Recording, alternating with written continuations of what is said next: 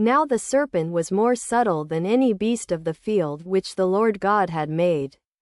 And he said unto the woman, Yea, hath God said, Ye shall not eat of every tree of the garden? 3-2 And the woman said unto the serpent, We may eat of the fruit of the trees of the garden. But of the fruit of the tree which is in the midst of the garden, God hath said, Ye shall not eat of it, neither shall ye touch it, lest ye die. And the serpent said unto the woman, Ye shall not surely die. 3-5 For God doth know that in the day ye eat thereof, then your eyes shall be opened, and ye shall be as gods, knowing good and evil. And when the woman saw that the tree was good for food, and that it was pleasant to the eyes, and a tree to be desired to make one wise, she took of the fruit thereof, and did eat, and gave also unto her husband with her, and he did eat. And the eyes of them both were opened, and they knew that they were naked, and they sewed fig leaves together, and made themselves aprons. And they heard the voice of the Lord God walking in the garden in the cool of the day. And Adam and his wife hid themselves from the presence of the Lord God amongst the trees of the garden. And the Lord God called unto Adam, and said unto him, Where art thou?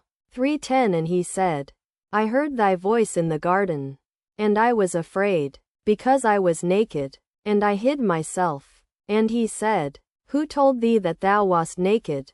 Hast thou eaten of the tree, whereof I commanded thee that thou shouldest not eat? And the man said, The woman whom thou gavest to be with me, she gave me of the tree, and I did eat. And the Lord God said unto the woman, What is this that thou hast done? And the woman said, The serpent beguiled me, and I did eat. And the Lord God said unto the serpent, Because thou hast done this, thou art cursed above all cattle, and above every beast of the field. Upon thy belly shalt thou go, and dust shalt thou eat all the days of thy life. 3:15 And I will put enmity between thee and the woman, and between thy seed and her seed. It shall bruise thy head, and thou shalt bruise his heel. Unto the woman he said, I will greatly multiply thy sorrow and thy conception. In sorrow thou shalt bring forth children, and thy desire shall be to thy husband, and he shall rule over thee.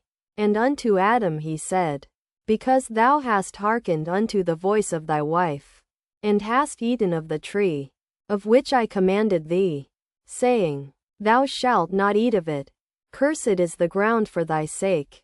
In sorrow shalt thou eat of it all the days of thy life. 3:18 Thorns also and thistles shall it bring forth to thee, and thou shalt eat the herb of the field. 3:19 In the sweat of thy face shalt thou eat bread, till thou return unto the ground, for out of it wast thou taken. For dust thou art, and unto dust shalt thou return. And Adam called his wife's name Eve, because she was the mother of all living.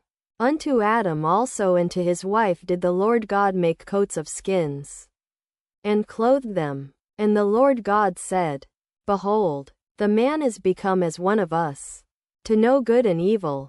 And now, lest he put forth his hand, and take also of the tree of life, and eat, and live forever. 3:23 Therefore the Lord God sent him forth from the Garden of Eden, to till the ground from whence he was taken. So he drove out the man, and he placed at the east of the Garden of Eden cherubims, and a flaming sword which turned every way, to keep the way of the tree of life.